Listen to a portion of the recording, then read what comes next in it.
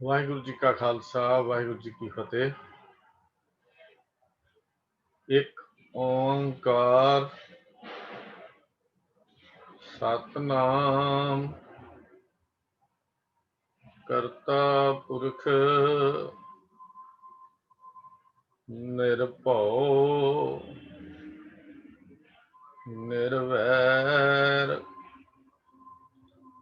ਅਕਾਲ ਮੂਰਤ ਅਜੂਨੀ ਸੈਭੰ ਗੁਰ ਪ੍ਰਸਾਦ।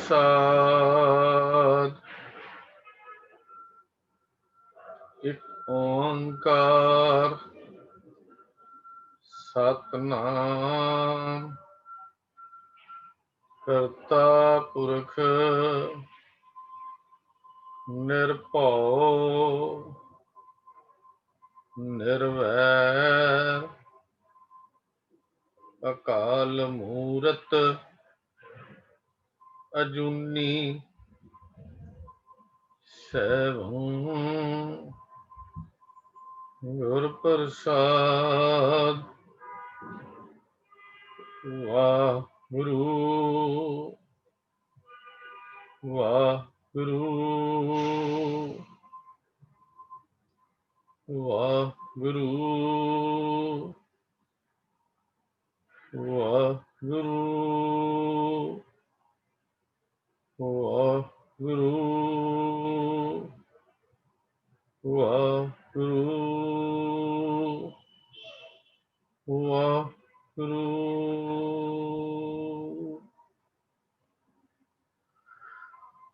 ਸਨਮਾਨਯੋਗ ਅੱਜ ਦੀ ਗੁਰਮਤਿ ਕਲਾਸ ਵਿੱਚ ਹਾਜ਼ਰੀ ਭਰ ਰਹੇ ਗੁਰੂ ਸਵਾਰਿਓ, ਸਾਰਿਆਂ ਨੂੰ ਜੀ ਆਇਆਂ। ਸਤਿਗੁਰੂ ਜੀ ਦੀ ਦਿੱਤੀ ਹੋਈ ਮੱਤ ਨਾਲ, ਬਖਸ਼ੇ ਹੋਏ ਉਦਮ ਨਾਲ ਨਿਤਾ ਪ੍ਰਤੀ ਜੁੜ ਕੇ ਗੁਰੂ ਜੀ ਦੀਆਂ ਗੱਲਾਂ ਕਰਨੀਆਂ, ਸਮਝਣੀਆਂ, ਵਿਚਾਰਨੀਆਂ ਤੇ ਉਹਨਾਂ ਨੂੰ ਆਪਣੇ ਹਿਰਦੇ ਵਿੱਚ ਥਾਂ ਦੇਣ ਦੀ ਕੋਸ਼ਿਸ਼ ਕਰਨੀ, ਇਹ ਸਤਿਗੁਰੂ ਦੀ ਬਖਸ਼ਿਸ਼ ਨਾਲ ਹੁੰਦਾ ਹੈ।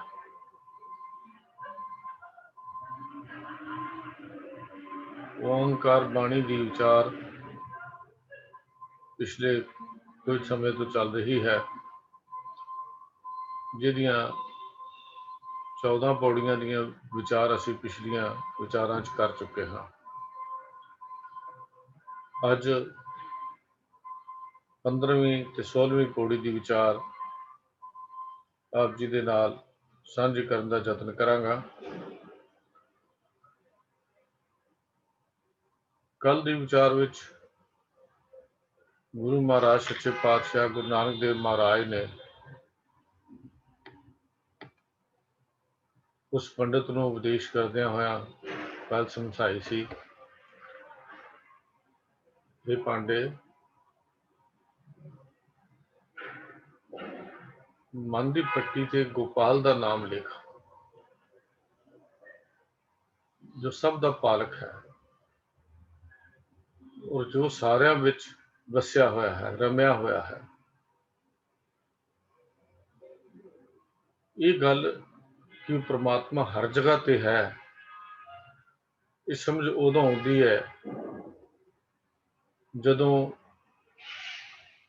ਪਰਮੇਸ਼ਰ ਕਿਰਪਾ ਕਰੇ ਪਰ ਮਨੁੱਖ ਨੂੰ ਗੁਰੂ ਦੀ ਸ਼ਰਨ ਪ੍ਰਾਪਤ ਹੋਵੇ। ਸੰਸਾਰ ਦੀਆਂ ਗੱਲਾਂ ਕਰਕੇ ਪਾਂਡੇ ਕੀ ਕਰੇਗਾ? ਇਹ ਸੰਸਾਰ ਤਾਂ ਮਾਇਆ ਦੇ ਪਿੱਛੇ ਕਮਲਾ ਹੋਇਆ ਫਿਰਦਾ ਹੈ, ਸ਼ੁਦਾਈ ਹੋਇਆ ਹੈ, ਬੁਹਰਾਨਾ ਹੋਇਆ ਹੈ, ਝੱਲਾ ਹੋਇਆ ਹੈ। ਤੇ ਜੀਵ ਸੰਸਾਰ 'ਚ ਆਉਂਦਾ ਹੈ, ਆਉਂਦਾ ਤਾਂ ਇਹ ਆਸ ਰੱਖ ਕੇ ਸੀ ਕਿ ਜੀਵਨ ਦੀ ਯਾਤਰਾ ਖਤਮ ਹੋਣ ਤੋਂ ਪਹਿਲਾਂ ਆਪਣੇ ਮੂਲ ਨਾਲ ਸਮਾਉਣਾ ਹੈ, ਮਿਲਣਾ ਹੈ। ਆਇਆ ਇਸ ਕਰਕੇ ਹੈ, ਪਰ ਇੱਥੇ ਆਉਂਦਿਆਂ ਸਾਰ ਲਿਵ ਟੁੱਟਦੀ ਹੈ, ਮਾਇਆ ਦੀ ਤ੍ਰਿਸ਼ਨਾ ਦੀ ਫਾਹੀ ਗਲ 'ਚ ਪੈਂਦੀ ਹੈ।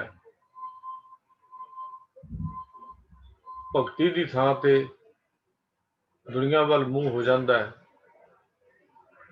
ਤੇ ਜੀਵ ਫਿਰ ਖੁਆਰ ਹੀ ਹੁੰਦਾ ਰਹਿੰਦਾ ਹੈ।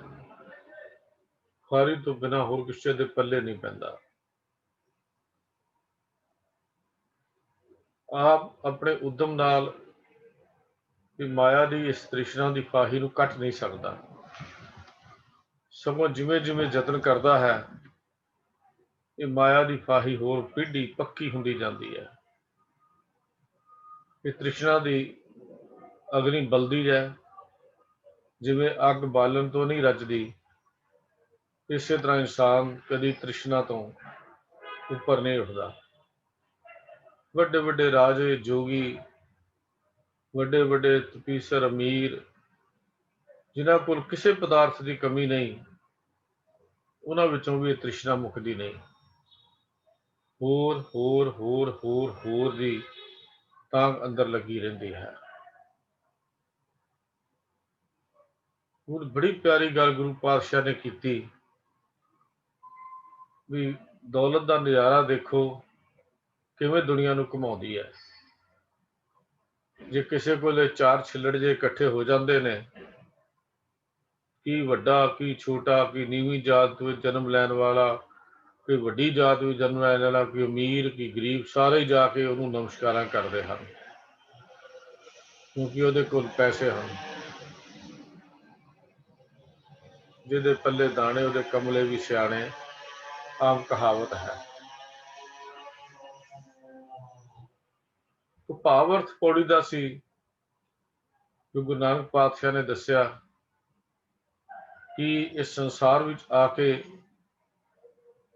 ਧਨ ਦੌਲਤ ਦਾ ਲਾਲਚ ਮਨੁੱਖ ਦੀ ਆਤਮਿਕ ਮੌਤ ਦਾ ਕਾਰਨ ਬਣਦਾ ਹੈ।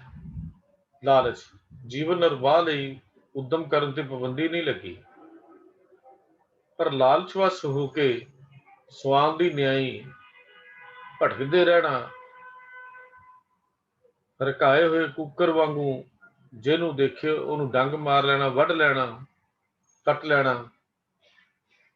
ਇਸੇ ਤਰ੍ਹਾਂ ਇਹ ਮਾਇਆ, ਇਹ ਤ੍ਰਿਸ਼ਨਾ ਸਾਡੇ ਆਤਮਿਕ ਜੀਵਨ ਨੂੰ ਕੱਟਦੀ ਰਹਿੰਦੀ ਹੈ।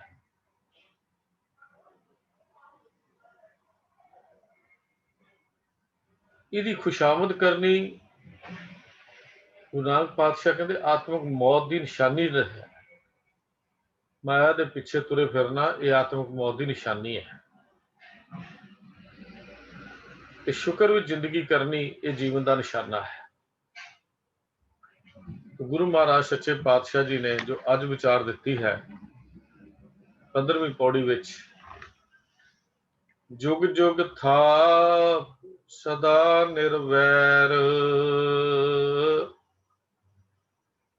ਜਨਮ ਮਰਨ ਨਹੀਂ ਧੰਦਾ ਧੈਰ,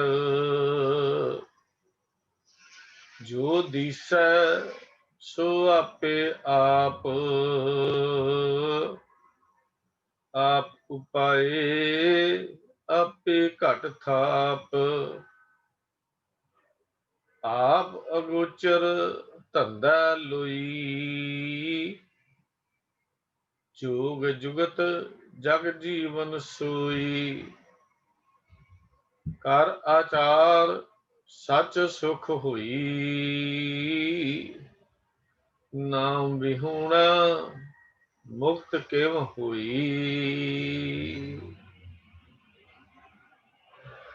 ਅੱਜ ਦੀ ਇਸ ਪੌੜੀ ਵਿੱਚ ਸਤਿਗੁਰੂ ਜੀ ਨੇ ਉਸ ਕਰਤਾਰ ਦੇ, ਉਸ ਪਰਮੇਸ਼ਰ ਦੇ ਨਾਮ ਨੂੰ ਮਨ ਦੀ ਪੱਟੀ ਤੇ ਲਿਖਣ ਲਈ ਸੰਦੇਸ਼ ਦਿੱਤਾ ਹੈ। ਪਾਂਦਾ ਚਾਟੜਿਆਂ ਨੂੰ ਪੜ੍ਹਾਉਂਦਾ ਹੈ ਤੇ ਉਹਨਾਂ ਦੀ ਪੱਟੀ ਦੇ ਉੱਤੇ ਲਿਖਾਉਂਦਾ ਕੀ ਹੈ, ਸਮਝਾਉਂਦਾ ਕੀ ਹੈ ਕਿ ਜਗਤ ਬਣਾਉਣ ਵਾਲੀ ਕੀ ਹੋਰ ਤਾਕਤ ਹੈ, ਜਗਤ ਨੂੰ ਰਿਜ਼ਕ ਦੇਣ ਵਾਲੀ ਕੀ ਹੋਰ ਤਾਕਤ ਹੈ, ਜਗਤ ਦਾ ਸ਼ਿੰਗਾਰ ਕਰਨ ਵਾਲੀ, ਮਾਰਨ ਵਾਲੀ ਕੋਈ ਹੋਰ ਸ਼ਕਤੀ ਹੈ, ਔਰ ਉਸੇ ਮੁਤਾਬਕ ਉਹਨਾਂ ਦੀਆਂ ਮੂਰਤੀਆਂ ਬਣਾ ਕੇ ਉਹਨਾਂ ਦੀ ਪੂਜਾ ਕੀਤੀ ਜਾਂਦੀ ਹੈ। ਔਰ ਜਿਸ ਦੀ ਪੂਜਾ ਇਸ ਮੰਦਿਰ ਵਿੱਚ ਕੀਤੀ ਜਾ ਰਹੀ ਹੈ ਉਹਦੇ ਬਾਰੇ ਇਹ ਸਮਝਾਉਂਦਾ ਹੈ ਵੀ ਇਹ ਸੰਸਾਰ ਨੂੰ ਮਾਰਨ ਵਾਲਾ ਹੈ। ਹੁਣ ਗੁਰੂ ਪਾਤਸ਼ਾਹ ਜੀ ਨੇ ਉਸ ਨਿਰੰਕਾਰ ਦੀ, ਉਸ ਕਰਤਾਰ ਦੀ, ਉਸ ਮਾਲਕ ਦੀ ਵਡਿਆਈ ਕਰਦਿਆਂ ਕਿਹਾ, ਹੇ ਗੋਪਾਲ, ਹੇ ਪਾਂਡੇ, ਗੋਪਾਲ ਦਾ ਨਾਮ, ਉਸ ਮਾਲਕ ਦਾ ਨਾਮ। ਹਰ ਪੌੜੀ ਦੇ ਵਿੱਚ ਇਹ ਗੱਲ ਸਤਿਗੁਰੂ ਜੀ ਨੇ ਪਹਿਲਾਂ ਸ਼ੁਰੂ ਕੀਤੀ ਹੈ। ਆਪਣੇ ਮਨ ਦੀ ਪੱਟੀ ਤੇ ਲਿਖ। ਕਿਉਂ ਲਿਖਿਆ? ਕਿਉਂਕਿ ਉਹ ਪਰਮੇਸ਼ਰ ਹੀ ਇਸ ਬਹੁਰੰਗੀ ਦੁਨੀਆ ਨੂੰ ਪੈਦਾ ਕਰਦਾ ਹੈ, ਰੰਗ ਬਰੰਗੀ ਦੁਨੀਆ ਮਾਲਕ ਬਣਾਉਂਦਾ ਹੈ। ਦੁਨੀਆ ਪੈਦਾ ਕਰਕੇ ਆਪ ਨਿਰਵੈਰ ਹੈ, ਕਿਸੇ ਨਾਲ ਕੋਈ ਵਿਰੋਧ ਨਹੀਂ ਹੈ। ਉਹ ਸਾਰੀ ਸ੍ਰਿਸ਼ਟੀ ਦਾ ਕਰਤਾ ਹੈ, ਜਿਹਨੂੰ ਅਸੀਂ ਕਰਤਾ ਪੁਰਖ ਕਹਿੰਦੇ ਹਾਂ। ਉਹ ਸਭਨਾਂ ਦਾ ਪਾਲਕ ਹੈ, ਉਹ ਸਭਨਾਂ ਦਾ ਰਿਜ਼ਕ ਦਾਤਾ ਵੀ ਹੈ। ਉਹ ਨਿਰਵੈਰ ਹੈ, ਉਹਦਾ ਕਿਸੇ ਨਾਲ ਕੋਈ ਵਿਰੋਧ ਨਹੀਂ। ਉਸ ਕਰਤਾਰ ਨੇ ਇਹ ਸਾਰੀ ਰਚਨਾ ਆਪਣੇ ਹੁਕਮ ਨਾਲ ਕੀਤੀ ਹੈ। ਥਾਪ ਦਾ ਅਰਥ ਹੈ ਬਣਾਉਣਾ, ਥਾਪ ਕੇ, ਬਣਾ ਕੇ, ਟਿਕਾ ਕੇ, ਪੈਦਾ ਕਰਕੇ। ਜੁਗ ਜੁਗ ਦਾ ਅਰਥ ਹੈ, ਜੁਗ ਦਾ ਅਰਥ ਹੁੰਦਾ ਯੁੱਗ ਵਿੱਚ, ਤੇ ਜੁਗ ਜੁਗ ਯੁਗਾਂ ਵਿੱਚ। ਅੱਜ ਨਹੀਂ ਕਿ ਇੱਕ ਯੁੱਗ ਵਿੱਚ ਉਹਨੇ ਬਣਾਈ, ਦੂਜੇ 'ਚ ਨਾ ਬਣਾਈ। ਹਰ ਵੇਲੇ, ਹਰ ਸਮੇਂ, ਹਰ ਯੁੱਗ ਵਿੱਚ ਉਹ ਕਰਤਾਰ ਮੌਜੂਦ ਹੈ। ਪਰ ਜਦੋਂ ਸੰਸਾਰ ਬਣਿਆ, ਯੁੱਗ ਕੋਈ ਹੋਵੇ, ਉਸ ਨਿਰੰਕਾਰ ਦੀ ਮਰਜ਼ੀ ਦੇ ਨਾਲ ਇਹ ਰਚਨਾ ਰਚੀ ਜਾਂਦੀ ਹੈ। ਉਹਦੀ ਦਤਾਰ ਦੀ ਮਰਜ਼ੀ ਹੈ, ਉਹਦੇ ਕਰਤਾਰ ਦੀ ਮਰਜ਼ੀ ਹੈ। ਇਹ ਰਚਨਾ ਉਹਦੇ ਹੁਕਮ ਨਾਲ ਸਾਜੀ ਹੈ। ਜੀਵਾਂ ਨੂੰ ਪੈਦਾ ਕਰਦਾ ਹੈ, ਜੀਵਾਂ ਦਾ ਸੰਘਾਰ ਵੀ ਆਪ ਕਰਦਾ ਹੈ, ਜੀਵਾਂ ਨੂੰ ਨਾਸ਼ ਵੀ ਆਪ ਕਰਦਾ ਹੈ, ਤੇ ਆਪ ਨਿਰਵੈਰ ਹੋ ਕੇ ਆਪਣੀ ਮਿਹਰ ਦੀ ਨਜ਼ਰ ਬਣਾਈ ਰੱਖਦਾ ਹੈ। ਨਿਰਵੈਰ ਹੋ ਕੇ ਆਪਣੀ ਮਿਹਰ ਦੀ ਨਜ਼ਰ ਬਣਾਈ ਰੱਖਦਾ ਹੈ। ਉਹ ਆਪ ਹੀ ਇਹ ਸਾਰਾ ਆਪਣਾ ਅਟਲ ਨਿਯਮ ਦੇ ਨਾਲ ਇੱਕ ਨਿਆਂ ਕਰਦਾ ਹੈ, ਔਰ ਸੰਸਾਰ ਦੇ ਇਹਨਾਂ ਜੀਵਾਂ ਨੂੰ ਮਿਹਰ ਦੀ ਦ੍ਰਿਸ਼ਟੀ ਕਰਕੇ ਆਪਣੇ ਨਾਲ ਜੋੜਨ ਦਾ ਵੀ ਉਹ ਸਹਾਈ ਹੁੰਦਾ ਹੈ। ਉਹਦੇ ਹੁਕਮ ਤੋਂ ਬਿਨਾਂ ਸ੍ਰਿਸ਼ਟੀ ਨਹੀਂ ਸਾਜੀ ਜਾ ਸਕਦੀ। ਆਪੇ ਸ੍ਰਿਸ਼ਟ ਹੁਕਮ ਸਭ ਸਾਜੀ। ਹੁਕਮ ਕੀਤਾ, ਸ੍ਰਿਸ਼ਟੀ ਸਾਜ ਦਿੱਤੀ। ਫਿਰ ਆਪੇ ਥਾਪ ਉਥਾਪ ਨਿਵਾਜੀ। ਥਾਪ ਦਾ ਅਰਥ ਬਣਾਈ। ਜਿੰਨਾ ਸਰੀਰ ਨਜ਼ਰ ਆਉਂਦਾ, ਜਿੰਨੇ ਕੁਝ ਨਜ਼ਰ ਆਉਂਦਾ, ਇਹ ਉਹਨੇ ਆਪ ਥਾਪੇ। ਮਨੁੱਖੀ ਸਰੀਰ ਦੀ ਘਾੜਤ ਵੀ ਉਸਨੇ ਆਪ ਹੀ ਘੜੀ। ਆਪੇ ਸ੍ਰਿਸ਼ਟ ਹੁਕਮ ਸਭ ਸਾਜੀ। ਫਿਰ ਆਪੇ ਥਾਪ ਉਥਾਪ ਨਿਵਾਜੀ। ਫਿਰ ਕਹਿੰਦੇ ਨੇ ਆਪੇ ਨਿਉ ਕਰੇ ਸੱਚ ਸਾਚਾ, ਸਾਚੇ ਸਾਚ ਮਿਲਾਏਂਦਾ। ਆਪੇ ਨਿਆਂ ਵੀ ਉਹ ਆਪ ਕਰਦਾ ਹੈ। ਫਿਰ ਇਹ ਨਹੀਂ ਵੀ ਉਹਨੇ ਕੋਈ ਥੋੜਾ ਬਹੁਤੀ ਸਿਰਜਣਾ ਕੀਤੀ। ਆਕਾਰ ਜਿੰਨੇ ਬਣਾਏ ਉਹਦੇ ਆਪਣੇ ਆਪ ਬਣਾਏ। ਹੁਕਮੀ ਹੋਵਨ ਆਕਾਰ, ਇਹ ਉਹਦੇ ਹੁਕਮ ਵਿੱਚ ਹੀ ਬਣੇ। ਕਾਇਆ ਕੋਟ ਹੈ ਆਕਾਰਾ। ਇਹ ਕਾਇਆ ਦਾ ਸਰੀਰ ਰੂਪੀ ਇਹ ਸਭ ਕਿਲੇ, ਸਰੀਰ ਦਾ ਕਿਲਾ ਵੀ ਉਹਨੇ ਆਪਣੇ ਹੁਕਮ ਵਿੱਚ ਬਣਾਇਆ। ਯੁੱਗ ਯੁੱਗ ਵਿੱਚ ਉਹ ਆਪ ਕਰਤਾ ਹੈ।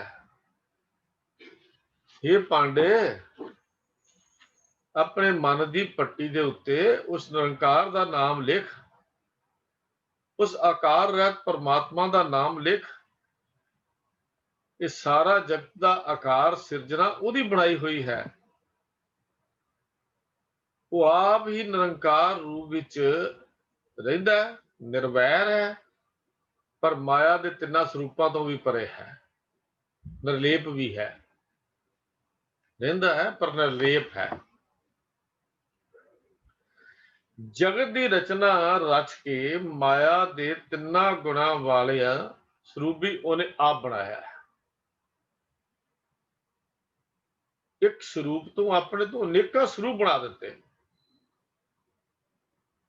ਪਰ ਦੇਖ ਇਹ ਅਨੇਕਾਂ ਸਰੂਪ ਵੀ ਉਹਦੇ ਤੋਂ ਅਲੱਗ ਨਹੀਂ ਕੀਤੇ ਜਾ ਸਕਦੇ। ਇਹ ਵੀ ਉਹਦਾ ਰੂਪ ਹਨ, ਇਹ ਵੀ ਉਹਦਾ ਰੂਪ ਹਨ, ਉਹਦਾ ਸਰੂਪ ਹਨ, ਵੱਖਰੇ ਨਹੀਂ ਕਰ ਸਕਦੇ। ਬਸ ਇਹੋ ਹੀ ਕਹਿ ਸਕਦੇ ਹਾਂ ਕਿ ਉਹ ਰਚਨ ਵਾਲਾ ਪਰਮੇਸ਼ਰ ਆਪ ਸਰਵ ਵਿਆਪਕ ਹੈ। ਨਿਰੰਕਾਰ ਆਕਾਰ ਆਪ ਨਿਰਗੁਣ ਸਰਗੁਣ ਏਕ, ਉਹ ਆਪ ਹੀ ਹੈ। ਨਿਰਗੁਣ ਸਰਗੁਣ ਵੀ ਉਹੀ ਹੈ। ਨਿਰੰਕਾਰ ਆਕਾਰ ਆਪ ਆਪੇ ਹੀ ਹੈ ਨਾ। ਨਿਰਗੁਣ ਸਰਗੁਣ ਏਕ। ਦੇਖੋ ਗੁਰੂ ਪਾਤਸ਼ਾਹ ਕਿਆ ਕਮਾਲ ਦੀਆਂ ਗੱਲਾਂ ਕਰਦੇ ਨੇ। ਦਿਸਦਾ ਅਨਦਿਸਦਾ ਸਭ ਉਹਦਾ ਰੂਪ ਹੈ। ਸ਼ਲੋਕ ਹੈ ਗੌੜੀ ਰਾਗ ਵਿੱਚ ਗੁਰੂ ਅਰਜਨ ਦੇਵ ਪਾਤਸ਼ਾਹ ਜੀ ਦਾ, ਏਕੈ ਏਕ ਵਖਾਨਨੋ ਨਾਨਕ ਏਕ ਅਨੇਕ। ਵੀ ਇੱਕ ਹੁੰਦਿਆਂ ਹੋਇਆਂ ਵੀ ਅਨੇਕ, ਸਾਰਾ ਆਕਾਰ ਉਹਦਾ ਹੈ, ਸਾਰਾ ਪਸਾਰਾ ਉਹਦਾ ਹੈ, ਪਰ ਕਿ ਗੋਪਾਲ ਉਹਨੂੰ ਯਾਦ ਕਰ, ਉਹ ਸਭ ਤੋਂ ਵੱਡਾ ਹੈ। ਕਿਸੇ ਸਿਆਣਪ ਨਾਲ ਉਸ ਤੱਕ ਸਾਡੀ ਪਹੁੰਚ ਨਹੀਂ ਹੋ ਸਕਦੀ। ਸਾਡੀ ਆਪਣੀ ਸਿਆਣਪ ਨਾਲ ਉਹਦੇ ਨਾਲ ਪਹੁੰਚ ਨਹੀਂ ਬਣ ਸਕਦੀ। ਯਾਦ ਰੱਖ, ਉਹ ਤਾਂ ਗਿਆਨ ਇੰਦਰੀਆਂ ਦੀ ਪਹੁੰਚ ਤੋਂ ਹੀ ਪਰੇ ਹੈ। ਉਹ ਤਾਂ ਗਿਆਨ ਇੰਦਰੀਆਂ ਦੀ ਪਹੁੰਚ ਤੋਂ ਪਰੇ ਹੈ। ਉਹ ਸਾਰੇ ਜਗਤ ਦਾ ਮੂਲ ਹੈ, ਥਾਪ ਜੁਗ ਜੁਗ ਥਾਪ ਹੈ, ਨਿਰਲੇਪ ਹੈ, ਨਿਰਵੈਰ ਹੈ। ਉਸ ਨੂੰ ਮਾਇਆ ਦੀ ਕਾਲਖ ਕਦੇ ਨਹੀਂ ਲੱਗਦੀ, ਨਾ ਹੀ ਉਹਨੂੰ ਮਾਇਆ ਦੀ ਕਾਲਖ ਨੇੜੇ ਆਉਂਦੀ ਹੈ, ਕਿਉਂਕਿ ਉਹ ਆਪ ਨਿਰਲੇਪ ਹੈ। ਸਤਿਗੁਰ ਸੱਚੇ ਪਾਤਸ਼ਾਹ ਜੀ ਨੂੰ ਸਮਝਾਉਂਦੇ ਨੇ ਵੀ ਇਸ ਨਿਰੰਕਾਰ ਦਾ ਆਪਣਾ ਖਾਸ ਆਕਾਰ ਕੋਈ ਨਹੀਂ, ਪਰ ਸਾਰਾ ਕੁਝ ਆਕਾਰ ਉਹਦਾ ਆਪਣਾ ਹੈ। ਉਹਦਾ ਆਪਣਾ ਕੋਈ ਆਕਾਰ ਨਹੀਂ। ਜੇ ਆਕਾਰ ਹੋਵੇ ਤਾਂ ਹੀ ਮੂਰਤੀ ਬਣੇ। ਤੂੰ ਜੋ ਮੂਰਤੀ ਬਣਾਈ ਹੈ ਤੇਰੀ ਕਲਪਨਾ ਹੈ। ਜਿਸ ਮੂਰਤੀ ਦੀ ਪੂਜਾ ਕਰਦੇ ਤੇਰੀ ਕਲਪਨਾ ਹੈ, ਕਿਉਂਕਿ ਉਹ ਥਾਪਿਆ ਨਾ ਜਾਏ, ਕੀਤਾ ਨਾ ਹੋਏ ਹੈ। ਉਹ ਨਿਰੰਕਾਰ ਨਹੀਂ ਥਾਪਿਆ ਜਾ ਸਕਦਾ। ਉਸ ਨਿਰੰਕਾਰ ਦੀ ਮੂਰਤੀ ਨਹੀਂ ਬਣ ਸਕਦੀ। ਮੂਰਤੀਆਂ ਤਸਵੀਰਾਂ ਫੋਟੋ ਭਾਵੇਂ ਪੱਥਰ ਦੀਆਂ ਹੋਣ, ਭਾਵੇਂ ਕਾਗਜ਼ ਦੀਆਂ ਹੋਣ, ਭਾਵੇਂ ਕੋਈ ਹੋਣ, ਤਸਵੀਰ ਤਸਵੀਰ ਹੈ। ਇਹ ਝੂਠ ਕਲਪਨਾ ਹੈ। ਕਲਪਨਾ ਸੱਚੀ ਨਹੀਂ ਹੁੰਦੀ। ਕਲਪਨਾ ਹੈ ਕਿਸੇ ਮਨੁੱਖ ਦੀ ਬਣਾਈ ਹੋਈ ਕਲਪਨਾ ਹੈ। ਉਸ ਦਾ ਆਕਾਰ, ਨਿਰੰਕਾਰ ਦਾ ਆਕਾਰ ਕਲਪਨਾ ਰਹਿਤ ਹੈ। ਕਦੀਆਂ ਕਲਪਨਾ ਚ ਉਹ ਆ ਨਹੀਂ ਸਕਦਾ, ਕਿਉਂਕਿ ਉਹਦਾ ਖਾਸ ਆਕਾਰ ਕੋਈ ਨਹੀਂ ਥਾਪਿਆ ਹੈ ਉਸਨੇ। ਇਸ ਵਾਰੀ ਦੱਸਿਆ ਨਹੀਂ ਜਾ ਸਕਦਾ ਕਿ ਉਹ ਹੈ ਕਿਹੋ ਜਿਹਾ, ਉਹਦਾ ਰੂਪ ਕੀ ਹੈ, ਸਰੂਪ ਕੀ ਹੈ, ਦੱਸਿਆ ਹੀ ਨਹੀਂ ਜਾ ਸਕਦਾ। ਉਹਦਾ ਰੂਪ ਹੈ ਹੀ ਕੋਈ ਨਹੀਂ। ਉਸ ਮਾਲਕ ਦੇ ਇਤਨੀ ਬੇਅੰਤਤਾ ਹੈ ਕਿ ਉਹਦੇ ਗੁਣਾਂ ਨੂੰ ਬਿਆਨ ਨਹੀਂ ਕੀਤਾ ਜਾ ਸਕਦਾ, ਨਾ ਹੀ ਉਹਦੇ ਗੁਣਾਂ ਨੂੰ ਦੱਸਿਆ ਜਾ ਸਕਦਾ ਹੈ। ਉਹ ਗੋਬਿੰਦ ਗੋਪਾਲ ਬਿਆਨ ਤੋਂ ਪਰੇ ਹੈ। ਤੇ ਫਿਰ ਜਪ ਉਹਦਾ ਨਾਮ ਕਿਹਦਾ? ਵੱਡਾ ਮੇਰਾ ਗੋਬਿੰਦ ਅਗੰਮ ਅਗੋਚਰ। ਉਹਦਾ ਨਾਮ ਜਪ। ਆਦ ਨਿਰੰਜਨ ਨਿਰੰਕਾਰ ਜੀਓ,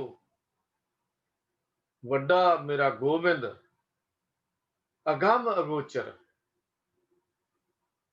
ਸੱਚੇ ਪਾਤਸ਼ਾਹ ਜੀ ਗੁਰੂ ਰਾਮਦਾਸ ਮਹਾਰਾਜ ਕਹਿੰਦੇ ਨੇ, ਆਦ ਨਿਰੰਜਨ ਨਿਰੰਕਾਰ ਜੀਓ, ਤਾਂ ਕਿ ਗਤ ਕਹੀ ਨਾ ਜਾਈ, ਅਮਿਤ ਵਡਿਆਈ। ਮੇਰਾ ਗੋਬਿੰਦ ਅਲਖ ਅਪਾਰ ਜੀਓ। ਆਪਣੇ ਬਾਰੇ ਕੌਣ ਜਾਣਦਾ? ਉਹ ਆਪ ਜਾਣਦਾ ਹੈ। गोविंद अलख अपार अपरंपर आप अपना जाने, क्या है जंत विचारे कही है जो तुद आख बखाने। की ते जंत विचारे की कह सकते ने। तो सतगुरु जी कहते सच्चे पातशाह गुरु नानक देव महाराज समझाते भी हे पांदे, उस गोपाल का नाम मन की पट्टी ते लिख जो सदा ही ये बहुरंगी दुनिया पैदा करके आप निर्वैर रहिंदा है। जो आप निर्वैर है, किसी तो नाल वैर नहीं कमाउंदा, निर्वैर निराला भी है। जन्म मरण नहीं धंधा धैर,